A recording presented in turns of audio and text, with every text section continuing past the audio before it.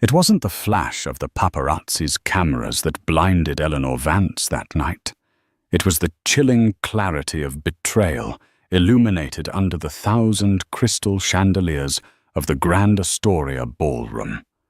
She stood beside her husband, billionaire tech mogul Julian Vance, a perfect picture of high society grace in vintage Chanel.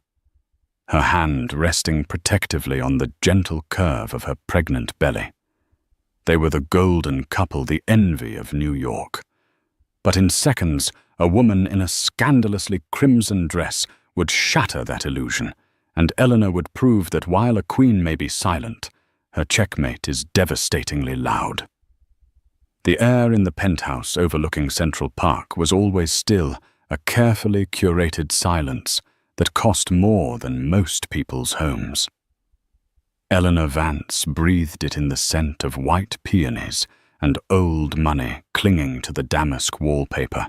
At 34, she was the epitome of inherited elegance, a woman whose Ashworth lineage traced back to the city's founding patrons. But her family's name, though respected, was a gilded artifact. The fortune had dwindled to trust funds and traditions. Julian Vance, on the other hand, was entirely new. He was a hurricane of ambition, a tech visionary who had built Vance Innovations from a garage in Queens to a Silicon Alley titan. They met at a university benefit. She an art history major with a keen mind for strategy. He a brilliant engineer with a deficit of polish. Eleanor had been his making. She'd smoothed his rough edges, taught him which fork to use, and most importantly, leveraged her family's connections to secure his first round of major funding. She wasn't just his wife.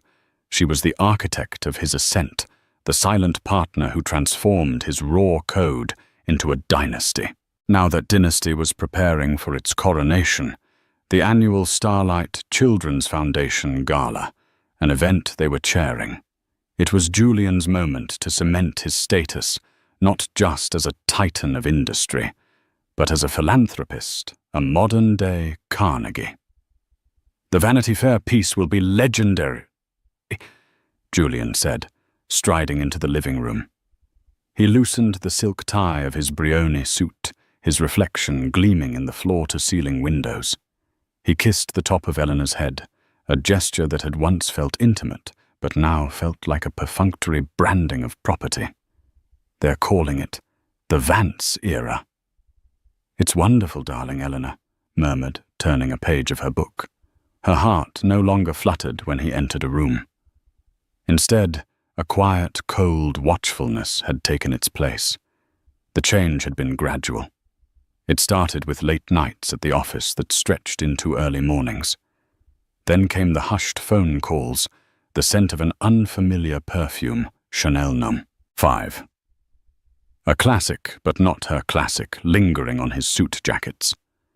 He bought her a Patek Philippe watch, exquisitely diamond-encrusted, after a week-long business trip to Geneva, from which he returned with a tan too perfect for boardrooms. He became more attentive in a showy, guilty way, like a magician distracting the audience with one hand while the other performs the trick. Eleanor was no one's fool. The Ashworths might have lost their fortune, but they had never lost their shrewdness. She had hired a discreet private investigator, a former MI6 agent named Alistair Finch, whose reports were delivered in plain manila envelopes and read like a cheap novel. The other woman's name was Isabella Rossi. 25 years old, an Instagram influencer who went by the handle The Gilded Lily. She peddled a fantasy of luxury, posing on yachts she didn't own, and in private jets she was merely a guest on. Her latest benefactor, it seemed, was Julian. Alistair's photos were a gallery of clichés, clandestine dinners at Balthazar, a weekend in the Hamptons, a stolen kiss in the back of Julian's Maybach. The worst part wasn't the betrayal itself, but the sheer unoriginal vulgarity of it. Julian, the man she had molded into a king, had chosen a court jester. Tonight was the gala. Eleanor had seen Alistair's final report that morning. Isabella Rossi was on the guest list, her ticket purchased through a shell corporation that linked back to a private Vance Innovations expense account. She was planning to be there. This wasn't just an affair anymore. It was an invasion. As her stylist Antoine put the finishing touches on her hair, Eleanor looked at her reflection. The baby, their son, kicked gently. For months, she had been paralyzed by a quiet, simmering rage. She had considered every option: a private confrontation, a messy divorce, a public exposé. But none of it felt right. Destroying Julian would mean destroying a part of herself, the part that had built this empire. But as she clasped the Ashworth pearls around her neck, the only significant piece of jewelry she had left from her family, a different idea began to form. It was radical, terrifying, and utterly final. It wasn't about revenge. It was about legacy. Her son would not be raised in the shadow of a scandal, nor would he inherit a kingdom built on a lie. He would inherit a name cleared of its tarnish, and a future secured by his mother's strength, not his father's fortune. Perfect Madame Vance Antoine, said his voice reverent. Eleanor met her own eyes in the mirror. They were clear and cold as glacial ice. Yes, she said softly, her hand once again resting on her belly. It will be. Downstairs, the custom Rolls-Royce Phantom was waiting. Julian stood by the door, resplendent in a Tom Ford tuxedo. He smiled a perfect camera-ready smile. "Ready to own the night, my love?" he asked, offering his arm. Eleanor took it, her touch light as a feather. "More than you know, Julian," she replied, her voice a silken promise. "More than you'll ever know." The Grand Astoria ballroom was a symphony of excess. Light from the chandeliers fractured through thousands of champagne flutes, scattering rainbows across the faces of New York's elite. The low hum of conversation was a currency of its own, a blend of stock tips, political gossip, and discreet character assassinations. At the center of it all stood Julian and Eleanor Vance, greeting their guests with practiced perfection. Eleanor moved through the crowd like a galleon in calm waters, her vintage Chanel gown shimmering a serene smile fixed on her face.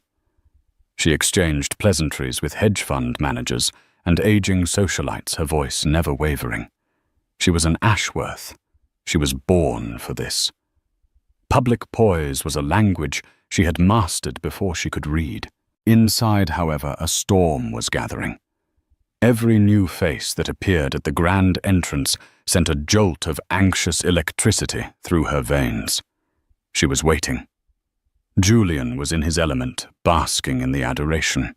He clapped men on the back, kissed ladies' hands, and spoke animatedly about Vance Innovations' new philanthropic arm. He was playing the part of the benevolent king, oblivious to the fact that his kingdom was built on a fault line.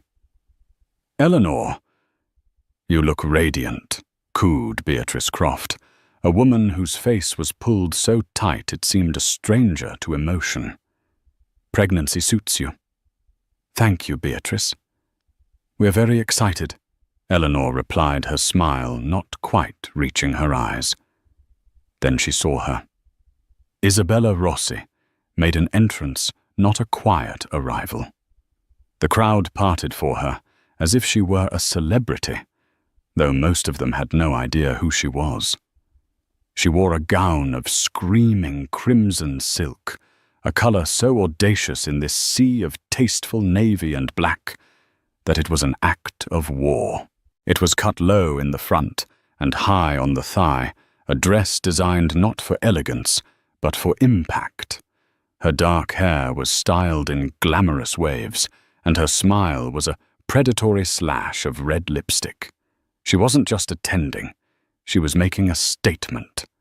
She drifted through the ballroom, a shark in a shimmering fish tank, her eyes scanning, searching until they locked onto their target, Julian.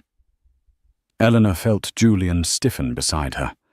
A flicker of panic crossed his face before it was replaced by a mask of indifference.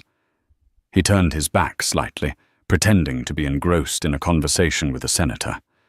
But it was too late. The serpent was in the garden. Isabella didn't approach them.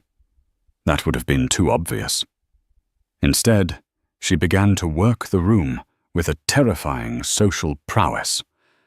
She laughed with a young tech billionaire, charmed a grizzled oil tycoon, and posed for a selfie with the editor of Vogue, who looked both intrigued and appalled. She was building a power base, drawing the room's energy and attention toward herself, pixel by pixel, conversation by conversation. The whispers started almost immediately. Who is that? Some influencer, I think. My daughter follows her. What is she doing here? She looks conspicuous. I heard she came with Mark Renshaw, but she hasn't spoken to him all night. Eleanor watched a cold knot tightening in her stomach. This was worse than she had imagined. Isabella wasn't just a mistress content with lavish gifts and secret weekends. She wanted a throne. Tonight was her coup d'etat, a journalist from the New York Post's infamous Page 6. A man named Barry Fleet with a nose for scandal sidled up to Eleanor. Mrs. Vance, quite a turnout. He began, his eyes flicking over to Isabella. Your husband has certainly brought a diverse crowd together. Eleanor's smile became a shield. The Starlight Foundation is a cause that unites people from all walks of life, Barry. Of course, he set his own smile thin and knowing.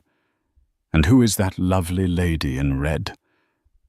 She seems to be the talk of the evening. Before Eleanor could formulate a dismissive reply, Julian reappeared, his arm sliding possessively around her waist. Barry, good to see you. Don't you have some real news to cover?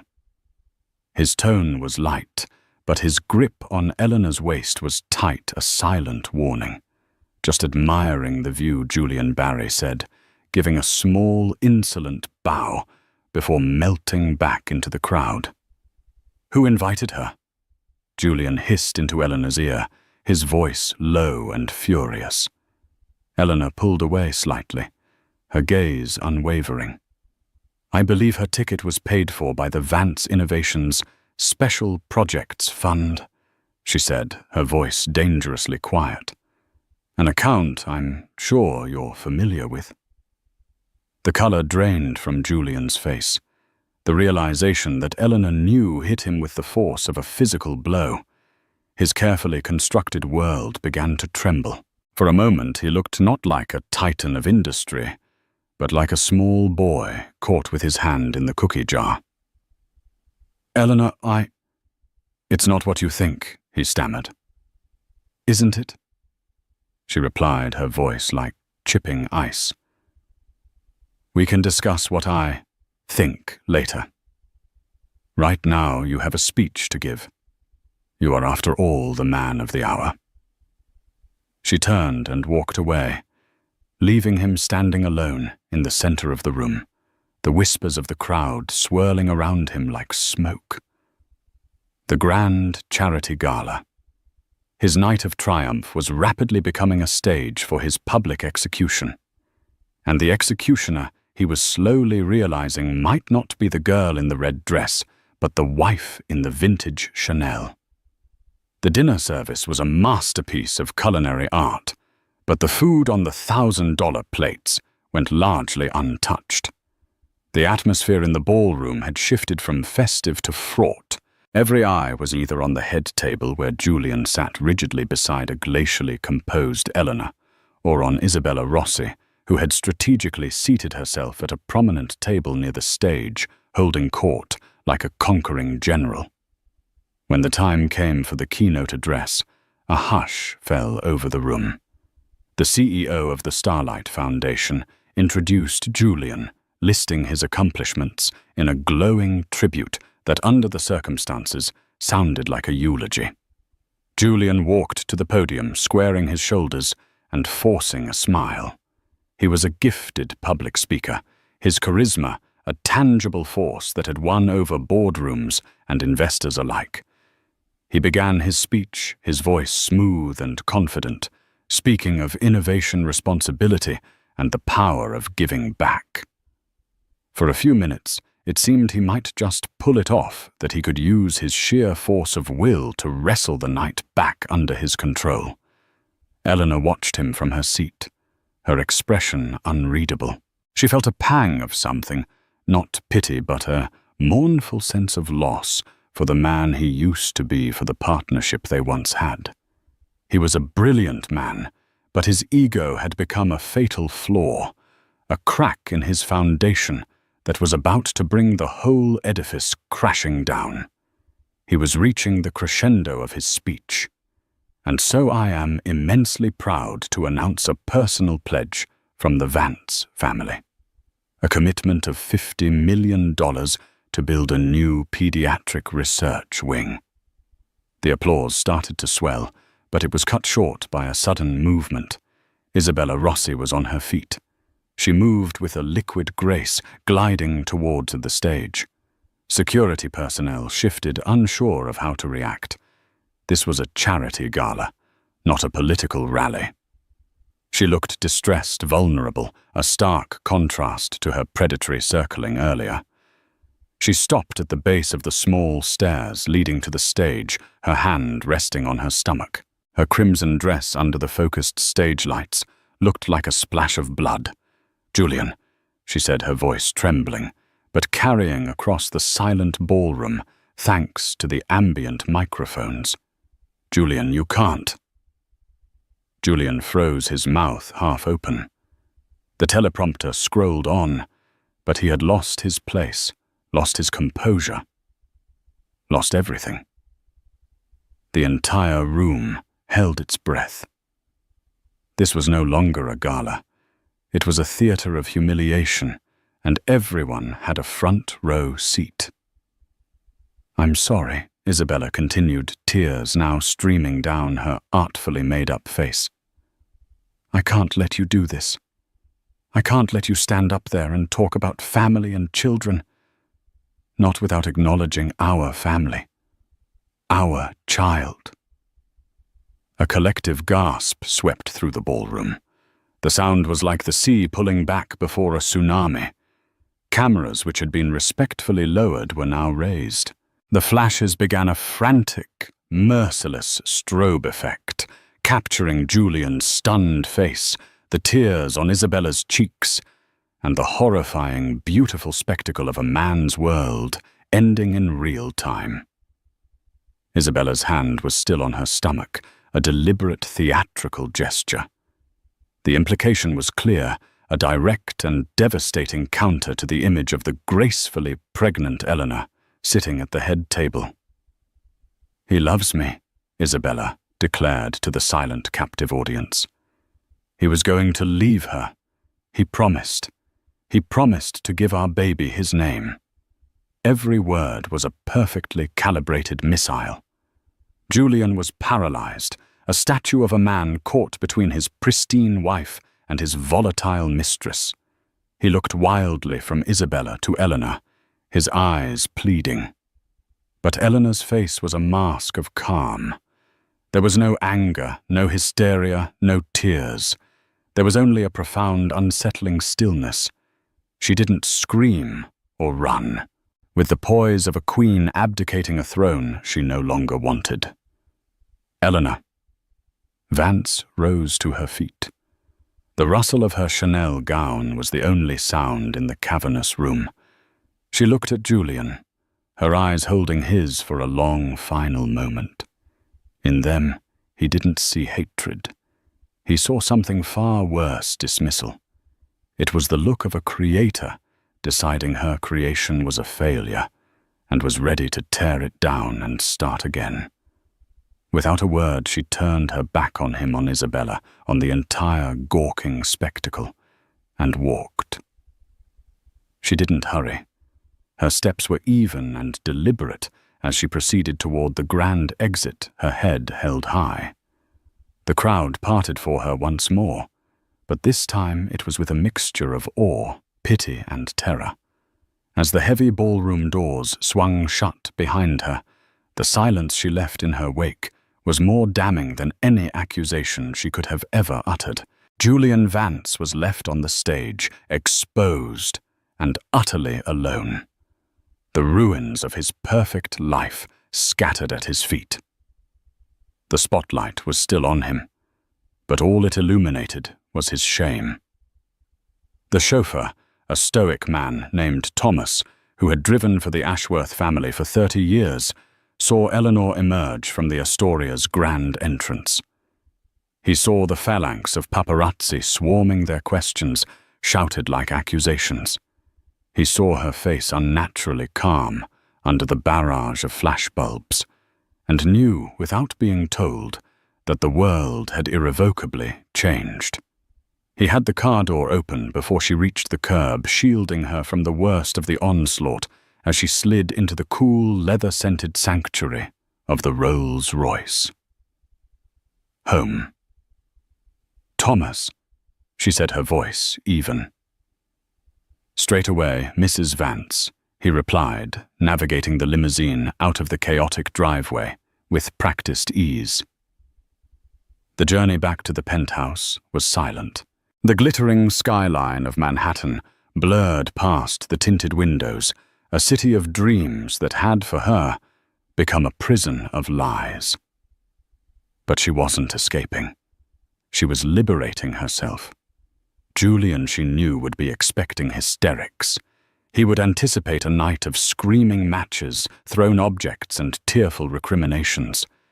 He would assume he could manage the situation, that he could deploy his well-honed tools of charm apology and expensive gifts to smooth things over just as he always had.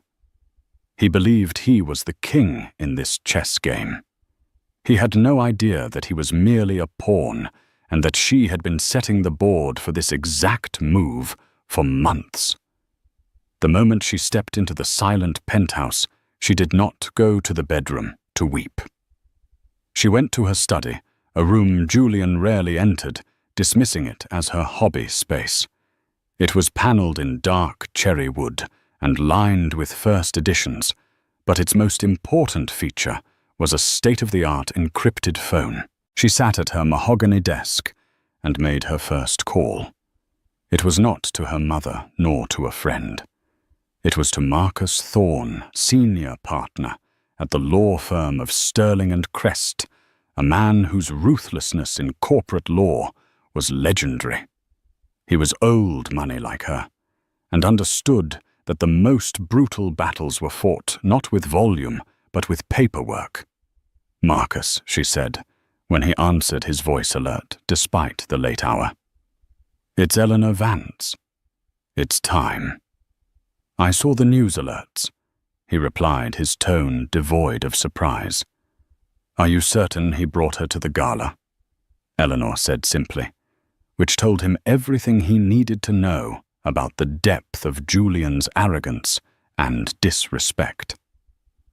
"The instructions you gave me in May are prepared," Marcus said. "The triggers are all financial and legal. They require your signature on the authorization documents. I have them ready. Once you sign, the sequence is irreversible. It will take approximately 12 business hours for the primary transfers to clear. He will be completely locked out by Monday morning. I'll be at your office at 7 a.m., she said. I will be waiting. And Eleanor?" "Yes, Marcus. Well played." She hung up and made her second call this time to the head of her private security team. "David, I need you to facilitate my departure from the penthouse. I will be leaving within the hour. I will not be returning. Please ensure Mr. Vance is not able to contact me. Change all my numbers. My destination is the safe location we discussed." Her third call was to Alistair Finch, the investigator. "Alistair, I need the complete file. Everything you have on Isabella Rossi. Her financials, her associates, any documented falsehoods in her public persona. And one more thing, find out if she's actually pregnant. I need definitive proof one way or the other." Eleanor worked with chilling efficiency. This was not a woman scorned. This was a CEO executing a hostile takeover of her own life. For the past 6 months, ever since Alistair's first report had landed on her desk, she had been meticulously preparing for this moment. While Julian was distracted by his affair and his preparations for the gala, Eleanor, with the help of Marcus Thorne, had been quietly restructuring their entire financial world. The narrative Julian believed was that he was the sole genius behind Vance Innovations. The reality was that Eleanor, using the power of attorney he had foolishly granted her years ago during a complex international merger, had become the ultimate authority. She had established a series of nested holding companies and family trusts ostensibly for tax purposes and estate planning for their unborn son. Julian, bored by the minutiae of legal and financial structuring, had signed every document she'd put in front of him, eager to get back to designing new algorithms and basking in the glow of public adoration. He had no idea that the majority of his personal shares in Vance Innovations, his vast real estate portfolio, and his liquid assets were not in fact in his name. They were in the name of the Ashworth Vance Legacy Trust, an entity of which she was the sole executor, and he was merely a conditional beneficiary. A beneficiary whose access could be revoked under a very specific, carefully worded morals clause. A clause that cited public infidelity and actions that could bring the family name into disrepute as grounds for immediate and total forfeiture. She had built his kingdom, and she had, with the stroke of a pen, built the legal mechanism to take it all away. She packed a single suitcase with essentials, leaving behind the designer gowns, the glittering jewels, and the life that had become a beautiful lie. As she walked through the opulent living room, for the last time, she paused by a silver-framed photo on the mantelpiece. It was from their wedding day. They looked so young, so full of promise. A tear, the first she had allowed herself to shed, traced a path down her cheek. She wept not for the man he was now, but for the man she had once loved, the man she had helped create, and the man who had, in the end, proven unworthy of the crown she had placed on his head. She wiped the tear away, her resolve hardening once more. The past was a ghost. Her future and the future of her son was all that mattered now. The Queen had made her move. Now it was time for the world to watch the king fall. Julian stumbled into the penthouse just before dawn, reeking of stale champagne and defeat. The gala had imploded. After Eleanor's dramatic exit, the event had descended into chaos. He'd fled the stage, hounded by questions from his board members, and the press leaving a bewildered Isabella to face the fallout alone. He spent hours with his PR team, a crisis meeting in a sterile hotel conference room, trying to spin a catastrophe into a misunderstanding. Their advice was unanimous: fix things with Eleanor. Publicly, she was the wronged party. The pregnant wife, the picture of dignity. She held all the cards. He expected to find her in their bedroom, a fortress of sorrow. Instead, he found the room empty. Her side of the closet was bare, her jewelry box open and vacant, save for the gaudy Patek Philippe watch he had given her. On the pillow was a single white envelope. His hands trembled as he opened it. It wasn't a letter filled with rage or heartbreak. It was a cold, formal notice from Sterling and Crest, informing him that effective immediately, Eleanor Vance had filed for divorce on grounds of adultery. It also informed him of a temporary restraining order citing emotional distress, and instructed him to direct all communication through her legal counsel. He laughed a harsh, broken sound. A restraining order. A divorce. It was dramatic, yes, but manageable. He was Julian Vance. He had an army of lawyers. They would settle. He'd give her whatever she wanted, the penthouse a generous alimony. He could weather this. He would release a statement, apologize for his lapse in judgment, and in a few months the scandal would fade. He picked up his phone to call his own lawyer, but the line was dead. He tried the landline. It too was disconnected. A cold dread, colder than anything he'd felt on that stage, began to seep into his bones. He went to his computer to check his accounts to begin the process of moving money and protecting his assets. Access denied. He tried his private banking portal. Access denied. He tried his trading account. Access denied. A message flashed on the screen. For information regarding this account, please contact the Office of the Executor for the Ashworth Vance Legacy Trust.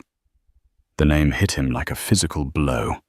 The trust, the boring paperwork Eleanor had him sign over the years, the estate planning he had dismissed as tedious formalities. He had thought it was about protecting their future. He never imagined it was about protecting it from him.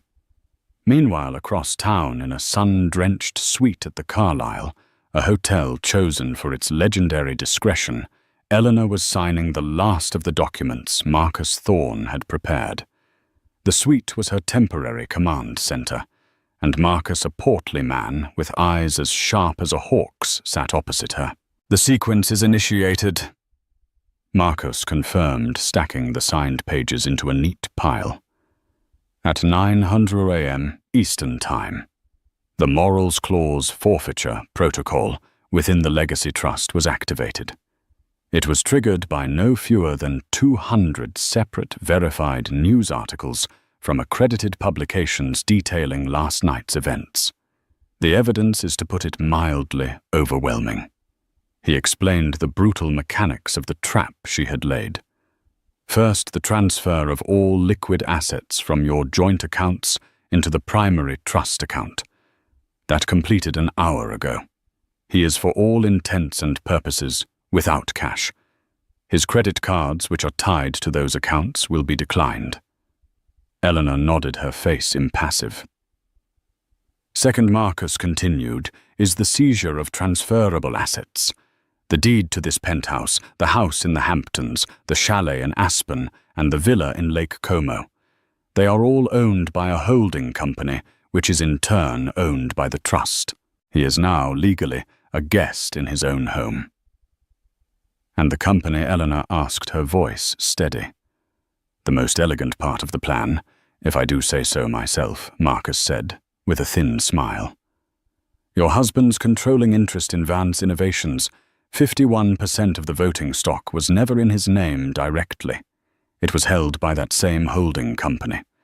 As of this morning, you, as the sole executor of the trust, control that 51%. You are now the majority shareholder of Vance Innovations. The sheer audacity of it was breathtaking. She hadn't just taken his money. She had taken his creation, his identity, his entire empire. He will fight it, Eleanor stated. He will try, Marcus corrected. He will claim coercion, that he didn't know what he was signing. But every document was signed with his own lawyers. Present. Lawyers you encouraged him to hire to ensure his own due diligence. We have records of every meeting, every email in which he stated he was too busy with innovation to read the fine print and delegated the final review to his team. His negligence is not a legal defense. It is in fact the very rope with which he has hung himself. A secure laptop on the table chimed. It was an email from Alistair Finch. The subject line was succinct, Isabella Rossi. Eleanor opened it. The file was comprehensive.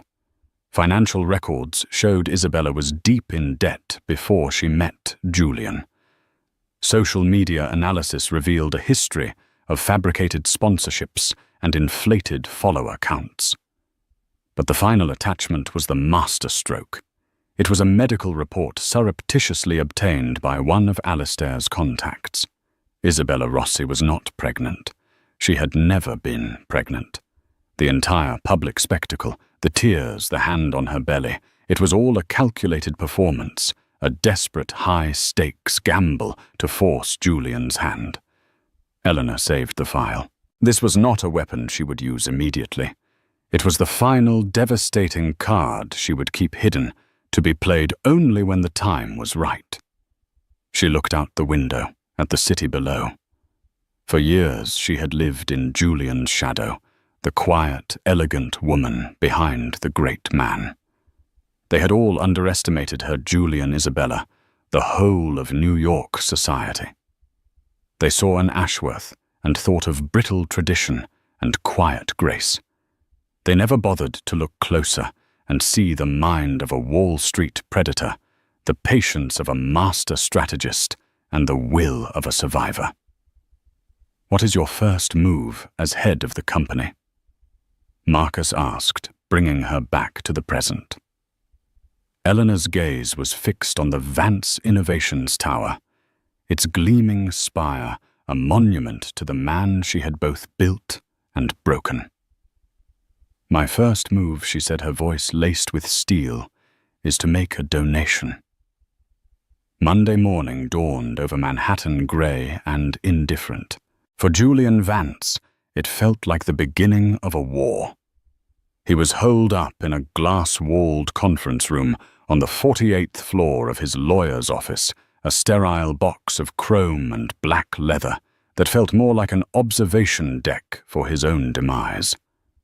His lawyer, a portly, grim-faced man named Arthur Hayes, sat across from him, a stack of unpromising legal briefs forming a fortress between them. "She can't do this, Arthur," Julian said, for the 10th time, pacing the room like a caged animal. His Tom Ford suit, the very armor of his success, now felt like a costume. "Freeze my accounts. Seize the properties. It's a scare tactic.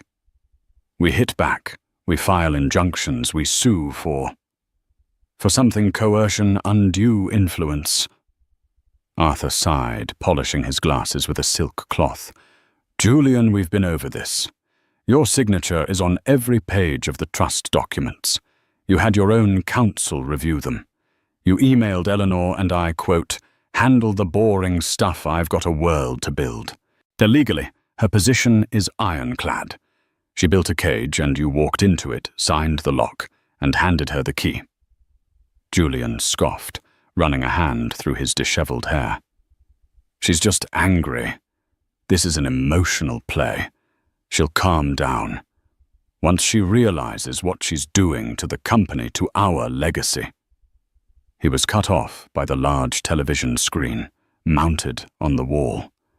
It was tuned to a financial news network, the volume a low murmur.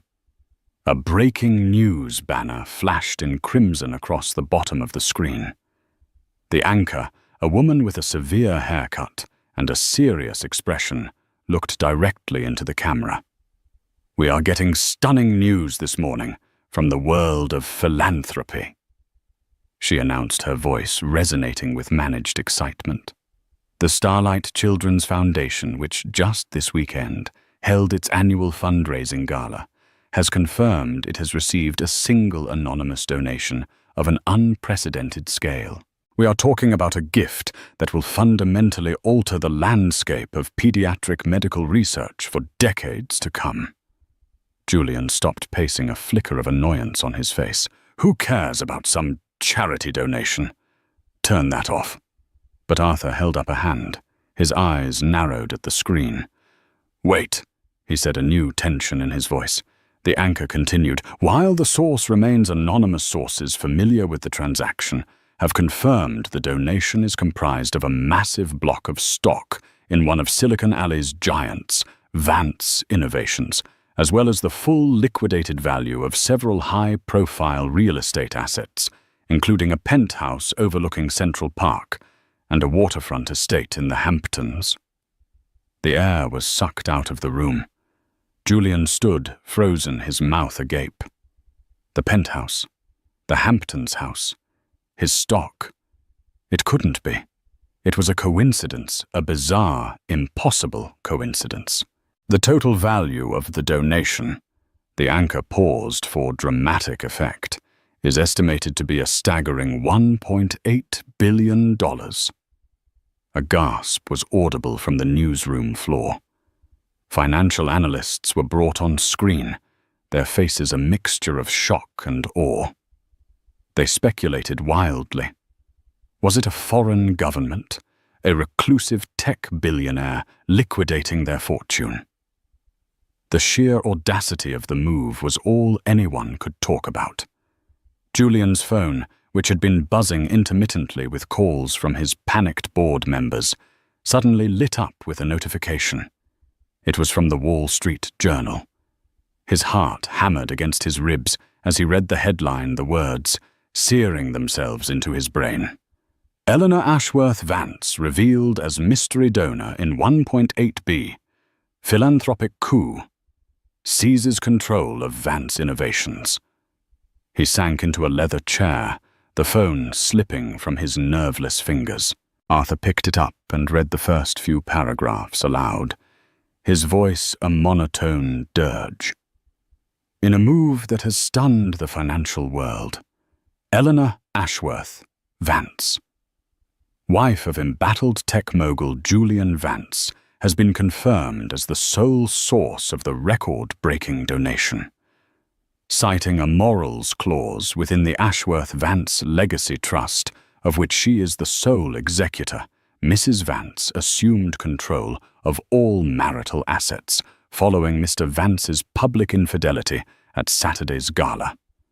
Her first and thus far only official act has been the complete transfer of those assets to charity. A spokesperson for Mrs. Vance Marcus Thorne of Sterling and Crest states, Mrs. Vance believes that a fortune amassed under the banner of family should serve to protect the futures of other families. This donation will honor the original intent of the Starlight Foundation, a cause she has always held dear. It wasn't a scare tactic. It was an execution. He hadn't just been outmaneuvered. He had been gutted, erased.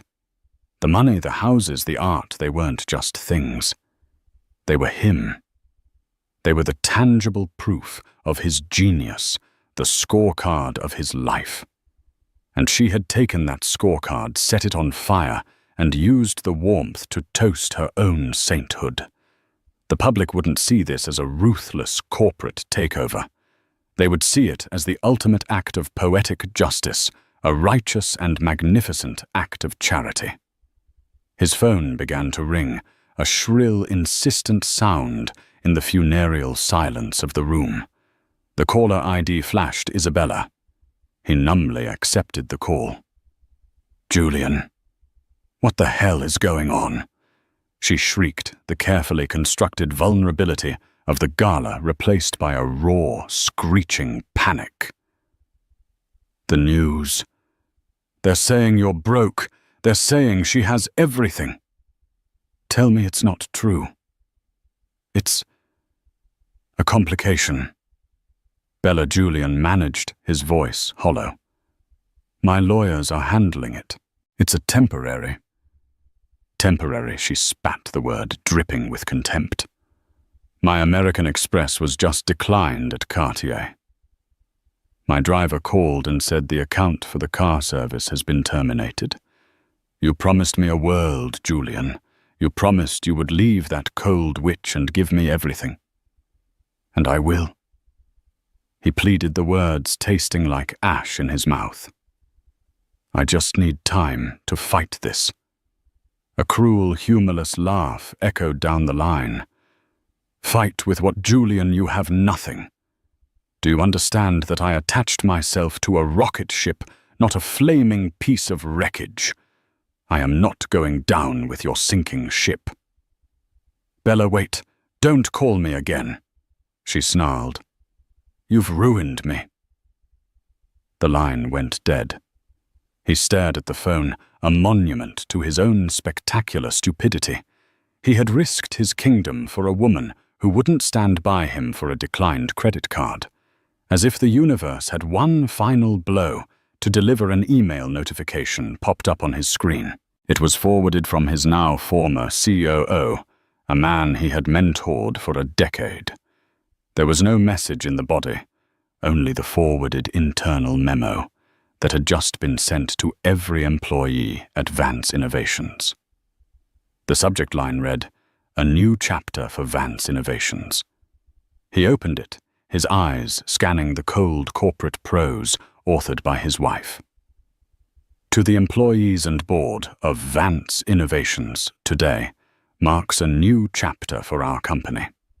A chapter defined by integrity, accountability, and a renewed focus on our core mission of innovating for a better future. To that end, the board of directors under my new leadership as chairperson has unanimously voted on a change in executive leadership. Effective immediately. Immediately, Julian Vance has been removed from his position as CEO and all other roles within the company and its subsidiaries. His access to all company property and systems has been revoked. We thank him for his initial vision in founding this company and wish him well in his future endeavors. Further announcements regarding interim leadership will be forthcoming. Sincerely, Eleanor Ashworth Vance, Chairperson of the Board." He was a footnote. A thank you for your service in the history of the empire he had built. Staring at his reflection in the dark, silent television screen, Julian Vance finally understood the full, terrifying scope of his defeat. Eleanor had never wanted the money. She hadn't wanted the houses or the company. She had wanted to take away the idea of him. She had transformed his wealth from a symbol of his power into a public monument of his failure. The world would forever remember him not as the genius who built Vance Innovations, but as the man whose wife gave away his entire fortune on the day she left him. He was left with nothing but an expensive suit, a mountain of legal bills, and the agonizing echo of his own hubris. The aftermath of the Vance implosion was not a fleeting storm, but a permanent change in the city's climate. Julian Vance, once a Sun King, around whom the tech and social worlds orbited, became a black hole. His name was now a synonym for hubris, a cautionary tale whispered over Negronis at the members-only clubs he could no longer enter. He existed in a state of suspended humiliation, living in a minimalist corporate apartment in Battery Park City, with borrowed furniture and walls that seemed to absorb all sound.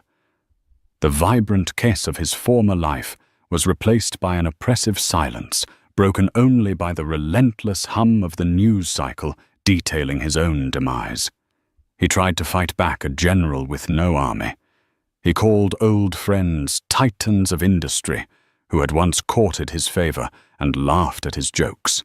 The calls went unreturned. The one time he did get through to a hedge fund manager he'd known for a decade, the man's voice was full of a cold, unfamiliar pity. "I'm sorry, Julian. I can't be seen to be involved. You understand. It's business." In a desperate act of self-preservation, Julian agreed to a prime-time television interview, believing his charisma could still win the public over. It was a catastrophe. Seated opposite a sharp, unsympathetic journalist, his arguments came across as the pathetic whining of a dethroned monarch. He blamed Eleanor's emotional state. He blamed Isabella's manipulation. He blamed everyone but the arrogant man staring back at him from the monitor. The public's verdict was swift and brutal. Online, he was branded Billionaire Baby, a meme-worthy spectacle of entitled delusion. The interview did not salvage his reputation. It buried it in concrete. His final connection to the man he once was, a collection of rare Patek Philippe and Audemars Piguet watches, was sold at a private, deeply discounted auction to cover the first wave of Arthur Hayes's legal fees. As he handed over the last timepiece, a watch Eleanor had given him on their 5th anniversary, he finally understood. He hadn't just lost his fortune. He had lost his past, and with it any conceivable future. Isabella Rossi's fate was a swifter, more vulgar public execution. Alistair Finch's perfectly timed leak to the New York Post landed with the subtlety of a grenade. The headline on page 6 screamed, "Gilded Lily's baby bombshell, a blatant, bogus bluff." The article was a masterpiece of journalistic savagery, complete with excerpts from the leaked medical report and quotes from insiders who described her as a predatory social climber. Her digital empire crumbled overnight. The comments on her Instagram, once filled with adoration, became a torrent of ridicule and hate. Her brand, built on a foundation of aspirational fantasy, became toxic waste. Within a week, her accounts were deleted. Isabella Rossi simply vanished, her spectacular ascent matched only by the breathtaking speed of her fall. While the ashes of their former lives settled over New York, Eleanor was breathing clean air. She had retreated to a sprawling but understated stone manor in the Hudson Valley, a property purchased discreetly through a trust. It was a place of old-growth oaks and rolling hills where the loudest sound was the wind in the trees. The manicured silence of the Park Avenue penthouse had been a void. The natural quiet of the countryside was a presence, a healing force. She was not, however, in hiding. She was in command. From a secure, state-of-the-art office overlooking a serene English garden, Eleanor Ashworth, Vance proved to be a more formidable leader than Julian had ever been. She did not rule through charisma and grand pronouncements, but with quiet competence and lethal precision. Her first major directive as chairperson was to cancel 3 of Julian's most expensive ego-driven moonshot projects, redirecting the massive R&D budget towards sustainable technologies and a new data ethics division. It was a move praised by the market as both fiscally responsible and forward-thinking. The stock, after its initial chaotic plunge, began a steady, confident climb. She appeared only once via a crisp, pre-recorded video to the shareholders, her presence calm, authoritative, and visibly pregnant. The message was clear. Vance Innovations was under stable visionary leadership. The era of the reckless boy king was over. The reign of the queen had begun. One crisp autumn afternoon, as a tapestry of red and gold leaves covered the lawns, Marcus Thorne's black sedan crunched up the gravel driveway. He found Eleanor in the library, a fire crackling in the hearth, a cup of herbal tea in her hands. She looked serene, the sharp edges of her city persona softened by the peaceful surroundings and the gentle curve of her pregnancy. "It's done," Marcus said, placing a slim leather folio on the antique table beside her. He signed the final divorce papers this morning. He contested nothing. Frankly, he has nothing left to contest with. Eleanor opened the folio. Her eyes scanned the legal language that formally dissolved her marriage, her expression unreadable. She picked up the pen Marcus offered. Her signature, Eleanor Grace Ashworth, was fluid and decisive. She had deliberately dropped the Vance. "What will become of him?" she asked, her voice devoid of either malice or pity. It was a simple question of logistics. Marcus adjusted his tie. "He's a ghost. The cautionary tale we discussed. His lawyers have dropped him. The last I heard, he was trying to pitch a new app to some third-tier venture capitalists in a coffee shop in Brooklyn. No one is investing. The name Vance is now radioactive. He has no capital, no credibility, and no allies. A quiet finality settled in the room. This was the end of the story.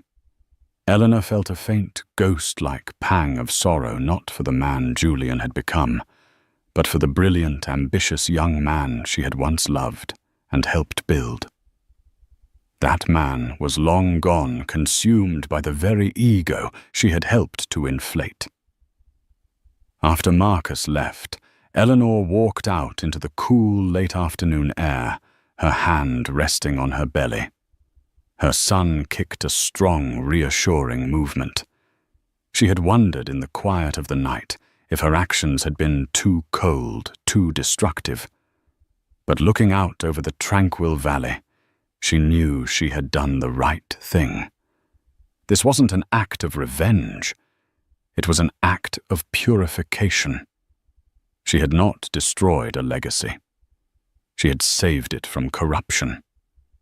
Julian's fortune built on her strategy, and his genius had become a monument to his arrogance.